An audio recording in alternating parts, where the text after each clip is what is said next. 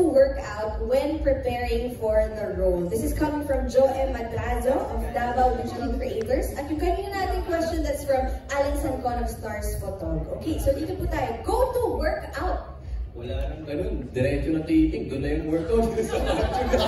Actually. Gamit yun na rin eh. Pero hindi siguro, mas more on cardio. Kasi tattoo sa eksena. So, para sa akin. So, ewan ko sa kanila.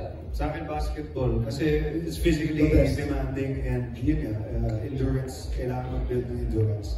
Kasi sobrang hirap ng mga action scenes na ginagawa namin. Ilang bunso, kailangan talaga. Yes. Who else would like to share? You want to go to work out nila for this project? Yes, I guys? think along with the endurance training, because we also underwent a lot of endurance training with Sir Benj, Sir Passion, and Action 360. We also, I personally also did a lot of strength training kasi for a lot of the scenes that we shoot, normally naka-gear kami.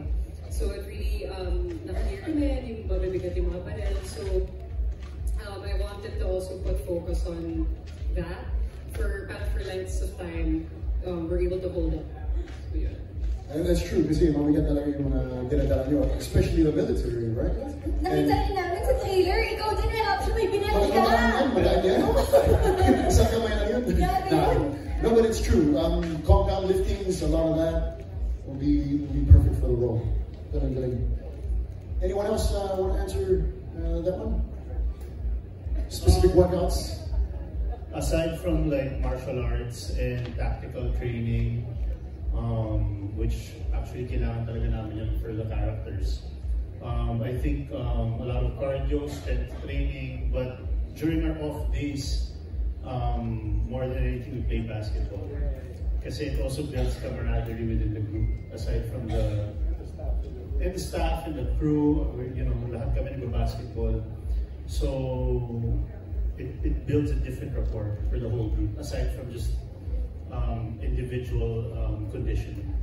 Miss Tess, bakit hindi po natin i-livestream yun? Nagpa-basketball po pala sila. Ang gagwapo naman ng mga nagpa-basketball. Ano? Oo. Bakit gusto ko panoorin yun? Footage yan, snippets lang. Oo. As a fan, gusto ko panoorin. Ay, meron po. Pag-day off. Oo. So, hindi part ng work. Oo. Now, speaking of basketball, Daniel Padilla, naka-7 triples sa Star Magic All-Star Game. So, also, nagpa-basketball na ba? What's your go-to workout, DJ? Yeah, I played a lot of those para Happy yung build up mo sa basketball Hindi. Ganun din yan, Muay Thai basketball. Yeah. Muay Thai basketball. Okay, thank you. May gusto pa po bang mag-add? Maris, parang may gusto kang i-add? Aside from muscle building, I needed to gain more para ma-keep up sa mga gagawin. Oh, sarap naman ng ganun problem. Kailangan mo mag-gain. Oh. So, kumain lang ako. Ay, ang saya. Order lang ako ng order sa mga lock-in namin. Uy, diba? Ang tanong ko, go to workout, hihiritan tayo ng kumain po ako. Part of training yan eh. Yeah, part naman yun. Pero di naman nag-extra effort. So, yun yung Sana all. Yes, but you look terrific. Kita naman namin yung pinaghirapan mo, Marie. Thank you. Okay, now, let's go to our next question. Ito po, I think, tanong ng lahat. And this is for Derek Lester and Miss Des. After seeing that trailer, na by the way, yun ang world premiere. First time din po mapanood ng cast yun. So, sabay-sabay natin napanood yun for the first time. So, ito po ang tanong. This is from Chad Rosete of Manila Feed.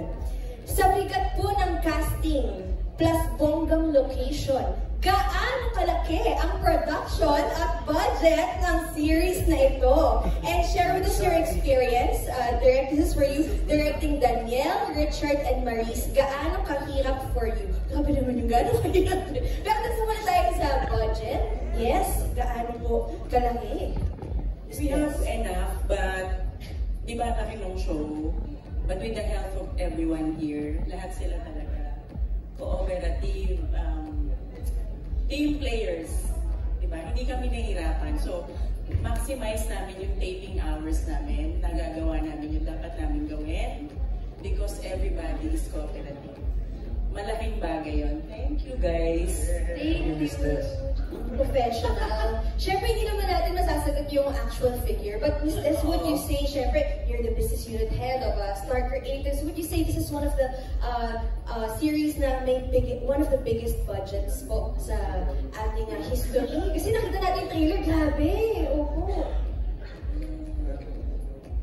Tama lang, pero meron kaming way to do things. Kaya ganyan siya kalaki, pero okay naman yung budget. Oh, wow. So yung answer na, okay lang yung budget. Yes. Sometimes there's times na kailangan mag-save din. Save on expenses. Alam natin yan. Tinalinuhan po ng Star Creatives to. Kita-kita nyo, di ba? Ang laki ng budget, pero tinalinuhan natin yan. Yes. Thank you very much. Yes, yeah. Ako po, sa tagal ko na sa showbiz, ito yung pinakamalaking nagawa ko na project. Hindi talaga. Kasi, I mean, the locations, we shot in Nido, Italy, and grabe yung scenes and boats and yung mga sabugan and all the effects.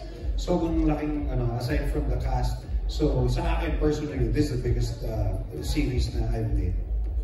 We felt it nga po dun sa trailer. May payate, pabigla, mga gano'n. Grabe talaga. Okay, Derek Lester, would you like to add to that? When it comes to budget, I may say we are very fortunate with the support of ABS-CBN. Hindi naman siya sobrang laki, but it's enough na pinagkakasya. But the biggest part of it is we have the support of all the cast and the crew that we are very efficient. I think that's the key there. It's very efficient. Meaning when the call time is 8 a.m. at 9 we are grinding already, and then sasagad kami until 9 we reach. We are very, very efficient with the help of and the cooperation of the crew. We wrap after 12 hours. We go home. We are in our hotel rooms in 30 minutes time. That's something very different. And then dahil yan sa professionalism ng buong crew and buong cast at lahat ng producers. And then one thing that is different, if you ask me kung gaano kahirap, actually, all of these guys made my job very easy because they are really the best in what they do. Well said, Lester. Okay, we're going to next question, which is kay Daniel. What was it like working on a genre hardcore action that's different than your signature rom-com and romantic drama? What was the most challenging and most rewarding part? And this is from Natalie Tomada ng Philippine Star.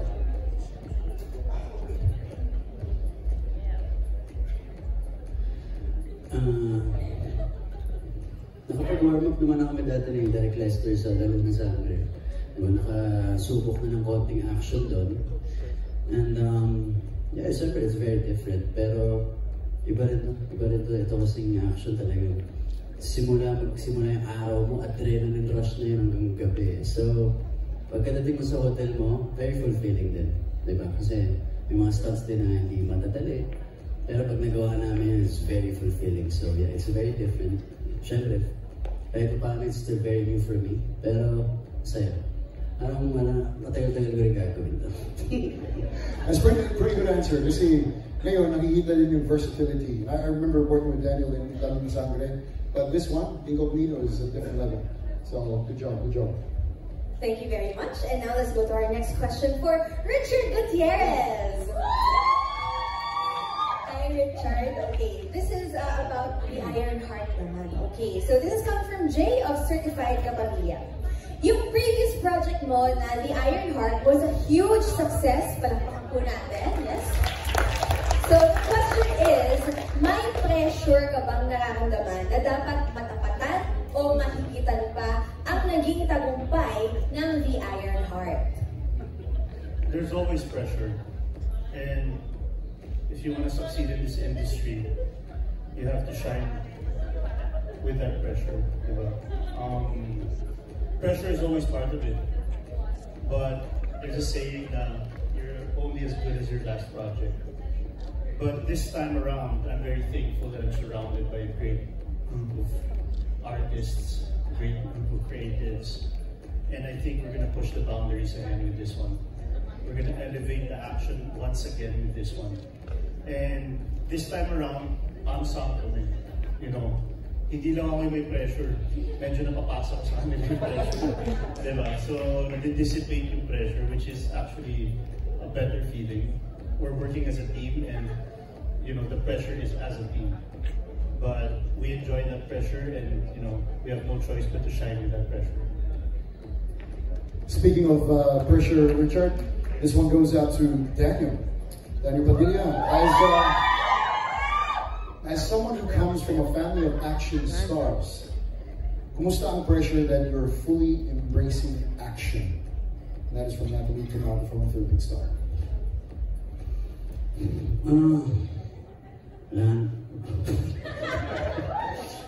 Hindi, wala naman silang binibigay na pressure sa akin. So, wala rin naman akong nararamdaman na kaba o ano na kung ano dahil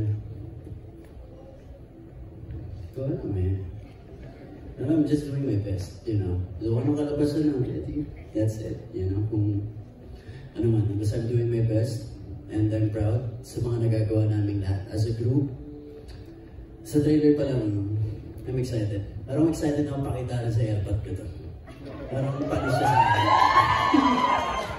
I like that answer. You know, it's a good answer because, like, you know, in something like this, you got to focus on yourself. You don't worry about anyone else. So focus on yourself. You are the one and only Daniel Padilla, right? Iba-iba naman ang timpla namin. Ano? I mean, magaling si Tito Robby, mahusay. Siyempre, di ba? Ang tatay ko nandun din, ang mga tito ko. Pero iba-iba rin kami ng timpla. Tingnan natin ko naman ang may offer ko. So, yan lang. Awesome. Such a humble answer. Sa sagot niya, imbes na pleasure, may pride. Yung proud siyang, excited siyang ipakita na sa tatay niya, pero imbes na napapressure siya, parang excited siya na ipakita. So that's always good news. At excited na tayong lahat. Mapanood at sumisigaw sila, we love you, DJ. Yes, thank you very much sa lahat ng mga fans na nandito ngayon. At ngayon naman, pumunta naman tayo sa isang nabuong love team. Yes, wala naman sa Netflix na, napanood natin sa Netflix na series, ang Kaya in Love. Yes. Congrats din sa success as Patina. But of course, ang love team na I'm referring to ay ang Snow Ring. Yes, Andrew James and Marisha Hart, you are now together again sa isang project. So, can you tell us about your feelings nung natanggap niyo yung news na magiging part kayo together ulit sa isang project, you know, coming from the success of Get By Me Love? Well, noon na, parang binasa mo na ang yung script, tapos nung nakita ko na parang, okay, medyo may glimpse pa rin ng pagka-story. Hindi naman sobra, pero doon pa rin yung fun. So parang, sabi ko makaka-work mo rin si Marisa. Alam ko naman na masarap katabakan si Marisa. But yung mga eksena namin talagang pumapatok-patok kasi dami namin naiisip talaga na pwede kong batutong lines na to, tapos sabayan mo ng ganito, mga ganun. So parang laging nagbibigaya kami palagi sa isa. Happy ako maka-work ulit sa Marisa. Super happy ako na maka-work ulit si Anthony. And, nung nalaman namin na action yung gagawin namin, as in sobrang excited talaga kami. Well, ako, may pressure kasi hindi pa ako talaga nakasabak ng action talaga. Ever? Siguro yung action lang na nagawa ko na dapa, ganyan. Pero, mga ganun. Pero dito talaga may intense training. And then, happy kami kasi yung mga scenes na nagawa namin so far, funny. Nakakaaliw ulit. Kami na naman magbibigay ng happiness. And yeah, excited na makasama ko ito. Nakita nga rin namin sa trailer, yung may konting kilig part sa dun. Yes. Sweet. Teaser lang. Ano pa kaya yung mangyayari, diba? But congratulations on this project. Yes, okay. Now, let's go to our last two questions. And this is coming from Alex Brosas of Daily Tribune.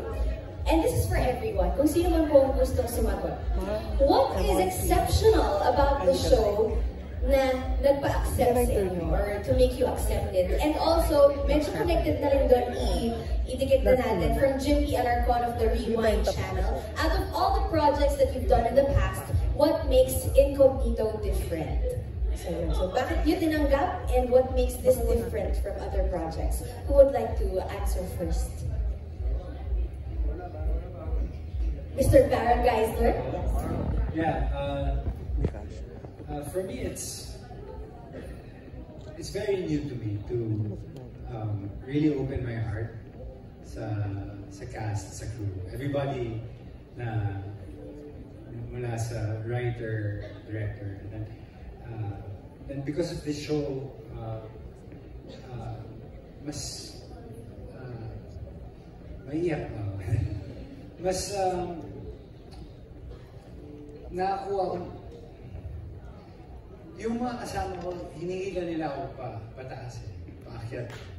And they're really, like Direct Lester, the entire team ng Star Creatives, nung miniting nila ako for this show, they said, Baron, you know, we just want to help you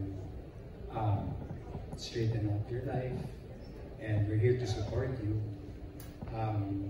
Tapos bonus pa yung nagtutulungan kami, may relationship talaga kami sa isa't isa. Like nung I flew to Japan to shoot a movie, message sa akin si DJ na, oh pare, ilipad ka, huwag ka magkalat dyan, ha? That really meant a lot to me, di ba? So nakita ko na sobrang laki rin ng changes ni DJ, mature na rin siya. And then si Kuya Ian naman is my mentor, big brother, na kapag may mga questions ako about life, napaka-deep ni Kuya Ian. Kasi sa age, diba, wisdom eh. Puro na wisdom. Space bro, parang tayong, ano dito, medyo may edad. Tapos, yun lang.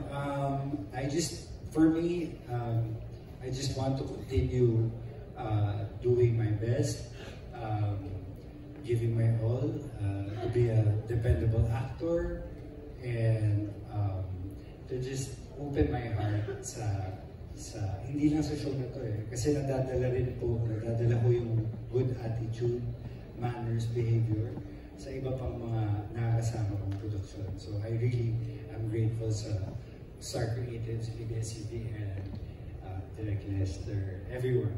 I love you guys, sa buong cast. I love you guys. Hold on. Parang iyak na eh. Oh my, ibang-iba talaga. Yes, ibang-iba yung